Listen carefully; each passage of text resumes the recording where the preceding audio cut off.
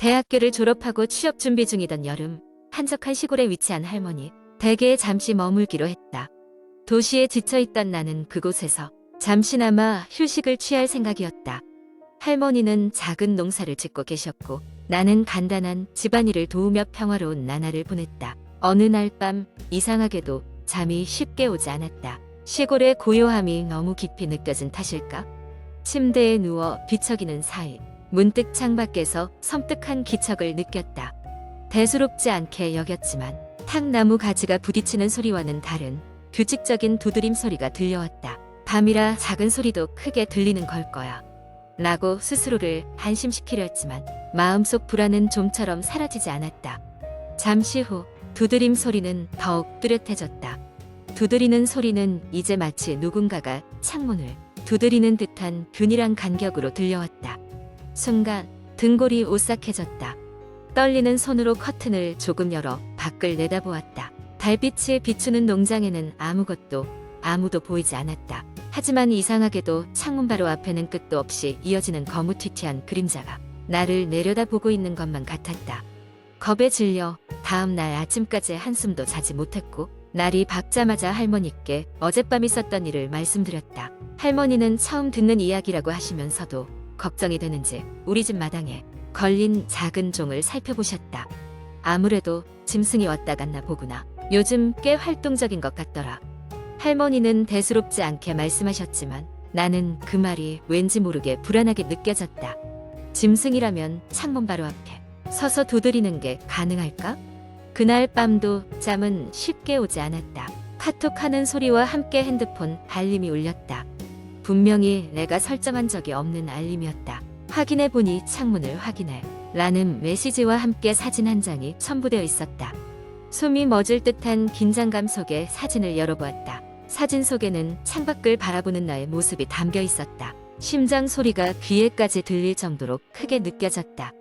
혹시나 싶어 스스로를 다독이며 다시 고개를 들어 창밖을 내다본 순간 희미한 달빛 아래 누군가의 실루엣이 또렷하게 보였다. 그 실루엣은 천천히 무언가를 잡아당기는 것처럼 보였고 이내 창문이 서서히 열리기 시작했다. 내 손은 얼어붙은 듯 움직이지 않았고 심장은 터질 것 같았다. 그 순간 할머니 방에서 불이 켜지며 할머니가 다급히 나를 찾는 목소리가 들렸다. 할머니. 나는 방에서 튀어나가 할머니에게 달려갔다. 할머니는 이미 경찰에 연락을 한 상태였다. 경찰이 도착했을 때는 아무 흔적도 찾아볼 수 없었다. 그저 할머니와 나는 뜬 눈으로 밤을 지새울 수밖에 없었다. 그리고 그날 이후로는 이상한 일들이 더 이상 일어나지 않았다. 그러나 그 창문 밖 실루엣은 지금도 가끔 꿈에 나타나곤 했다. 마치 언제든 다시 찾아올 수 있다는 경고처럼. 그 이후로 나는 한동안 창문 앞에 서기가 두려웠다. 이제는 도심 속 아파트에 살면서 그 기억을 점차 잊어가고 있지만 가끔 밤이 깊어지면 창문을 바라보던 그날이 등골 오싹한 기억이 다시 찾아온다. 두 번째 이야기. 어느 조용한 시골 마을. 그곳에는 오래된 전설이 하나 전해 내려오고 있었다. 낡은 저택의 저주라고 불리는 이 전설은 마을 깊숙한 곳에 자리 잡고 있는 하나의 폐가와 관련이 있다. 그 저택은 수십 년간 아무도 드나들지 않는 상태로 방치되어 있었고 흉흉한 소문만이 그곳을 감쌌다. 전설에 따르면 저 먼 옛날 저택에는 한 노파가 살고 있었다고 한다. 그녀는 마을 사람들 사이에서 이상한 사람으로 취급받았고 그녀를 피하는 사람들이 많았다. 마을에는 불행한 일이 있을 때마다 항상 그 노파의 저택이 원인이라는 이야기가 돌았다. 풍년이 들지 않거나 가축들이 병들어 쓰러질 때 심지어 어린아이가 이유 없이 아플 때도 모든 원인이 그녀에게 돌아갔다. 노파는 이 모든 것을 묵묵히 참아내며 살았지만 그녀의 인내심도 한계에 다다랐다.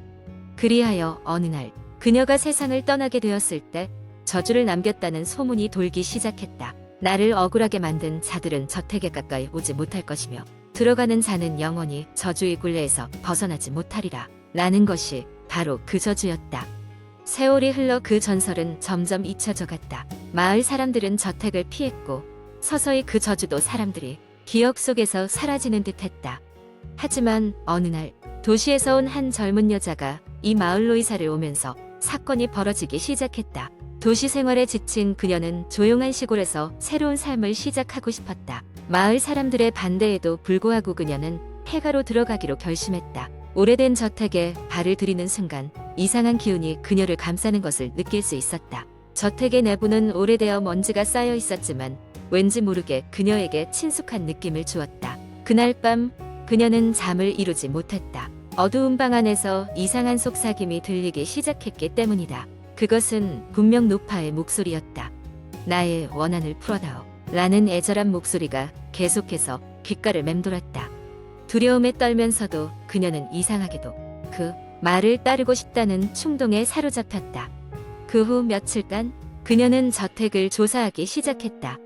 그녀는 낡은 서랍 속에서 오래된 일기장을 하나 발견했다.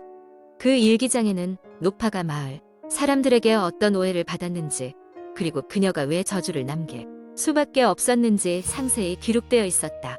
노파는 단순히 외지인이었고 그녀의 행동은 마을 사람들의 편견에서 비롯된 오해에 불과했다. 젊은 여자는 노파의 억울함에 깊이 공감하게 되었다. 그녀는 마을 사람들을 설득하기로 마음먹었다. 그녀는 마을 회관에서 노파의 이야기를 전하기 시작했다. 처음에는 모두가 믿지 않았지만 점차 그녀의 진심이 전해지자 마을 사람들은 서서히 과거의 잘못을 인정하기 시작했다. 노파의 이야기를 들은 마을 사람들은 저택으로 찾아가 그녀의 용서를 빌었다. 어느 순간 저택의 감도는 음산한 기운이 사라지기 시작했다. 젊은 여자가 그곳을 떠나던 날 그녀는 따뜻한 햇살 속에서 평온하게 미소 짓고 있는 노파의 환영을 볼 수 있었다. 저택 위로 퍼지는 노파의 웃음소리는 마치 감사의 인사를 전하는 듯했다. 이제 그 낡은 저택은 더 이상 저주의 상징이 아니었다. 젊은 여자의 덕분에 마을 사람들은 화해하고 새로운 기억을 만들어가며 살아가게 되었다. 저주는 풀렸고 노파의 영혼은 마침내 안식을 찾았다. 이 이야기는 마을 사람들에게 중요한 교훈을 남겼다. 편견과 오해가 얼마나 큰 화근이 될 수 있는지, 그리고 진실을 알고 용서할 때 비로소 평화가 찾아온다는 것을. 그리고 저택은 여전히 그 자리에서 새로운 역사를 써 내려가고 있다. 세 번째 이야기. 한국 인터넷에는 수많은 공포썰이 존재하며 그중 일부는 마치 실제로 일어난 듯한 생생함을 자랑합니다. 여기서는 그중 하나를 길게 풀어보겠습니다. 어느 날 나는 서울에서 대학을 다니던 친구 민지의 초대를 받아 그녀가 살고 있는 외곽 지역의 작은 마을을 방문하게 되었다. 민지는 최근 이사한 자취방이 너무해진 곳에 있어 무섭다고 했지만 마을 자체는 예쁜 풍경으로 유명해 무작정 주말을 이용해 떠났다. 마을에 도착했을 때 정말로 사람들의 왕래가 드문 곳이라는 것을 알 수 있었다. 낮임에도 불구하고 거리에는 사람들이 거의 없었고 간혹 등장하는 주민들 역시 나와 눈이 마주치면 묘한 웃음을 지었다. 하지만 아름다운 자연 풍경 덕분에 그러한 것들은 금세 잊혀졌다. 민지의 집은 마을 끝쪽 작고 외딴 골목에 위치해 있었다. 집은 생각보다 낡았지만 내부는 깔끔하게 정돈되어 있었다. 민지는 나에게 집 곳곳을 소개해 주었고 우리는 저녁이 될 때까지 이런저런 이야기와 마을 산책을 하며 시간을 보냈다. 해가 지고 어둠이 깔리자 민지는 나에게 해주고 싶은 이야기가 있다며 심각한 표정으로 이야기를 꺼냈다. 그녀는 이 집에 이사 온 이후 매일 밤마다 이상한 소리를 듣는다며 두려움을 표했다. 소리는 꼭 층간소음처럼 방향도 명확하지 않고 마치 사람들이 중얼거리거나 아늑하게 웃는 소리가 겹친 듯한 묘한 소리였다. 하지만 주변에는 이웃이 전혀 없어 그 소리의 출처를 알 수 없었다고 했다. 우리는 무서운 것을 반쯤 즐기는 마음으로 그날 밤 민지의 집에서 머물렀다. 민지는 소리가 항상 자정이 넘은 시점에 시작된다고 했다. 그날도 나는 잠이 오지 않아 스마트폰을 만지작거리며 시간을 보냈다. 드디어 자정이 지나가자 집안에는 민지의 말처럼 종잡을 수 없는 소음이 들리기 시작했다. 처음에는 낡은 집이라 소리가 새어 들어오는가 싶었지만 시간이 갈수록 그 소리는 더욱 뚜렷해졌다. 하하. 웃음소리가 귀에 들릴 때쯤 나는 의식을 잃을 정도로 강한 두려움에 사로잡혔다. 마치 어떤 초자연적인 존재 가오리를 알고 있다는 듯한 무시무시한 느낌이었다. 우리는 그 소리의 근원지를 찾아야 했기에 조용히 집안을 뒤져보기로 했다. 나는 주방 쪽을, 민지는 침실 쪽을 확인했다. 주방에는 아무것도 없었고 냉장고 소리를 제외하면 필요한 생활소리만이 존재했다. 민지가 사라진 지 10분쯤 지났을 무렵 나는 그녀를 찾기 위해 침실로 발걸음을 돌렸다. 그 순간 나는 민지가 침실 벽을 응시하고 있는 모습을 보았다. 그녀는 몸을 가누지 못한 채 눈동자는 심하게 흔들리며 벽을 향해 섬뜩한 웃음을 짓고 있었다. 나는 급히 민지를 흔들어 깨우려 했고 그녀는 흐릿한 목소리로 벽 안에 사람이 있어. 웃고 있어. 라고 중얼거렸다. 우리는 도무지 상황을 이해할 수 없었다. 그날 밤 가까스로 한순간에 잠을 청했고 아침이 되자마자 우리는 정신없이 집을 빠져나왔다. 민지는 마을을 떠나기로 결정했고 나는 친구와 함께 있던 모든 것이 꿈이기를 바랐다. 그러나 그 이후로도 민지는 몇 달이고 그 마을이나 그 집에 대한 언급을 꺼렸다. 내가 혹시라도 그 일을 기억해낼 때마다 민지는 단순한 꿈이나 환상으로 치부하려 했다. 하지만 어떤 날이든씩 알 수 없는 소름이 돋게 만드는 생각은 그곳이 단순한 장소가 아니었다는 불안감을 떨칠 수 없게 했다.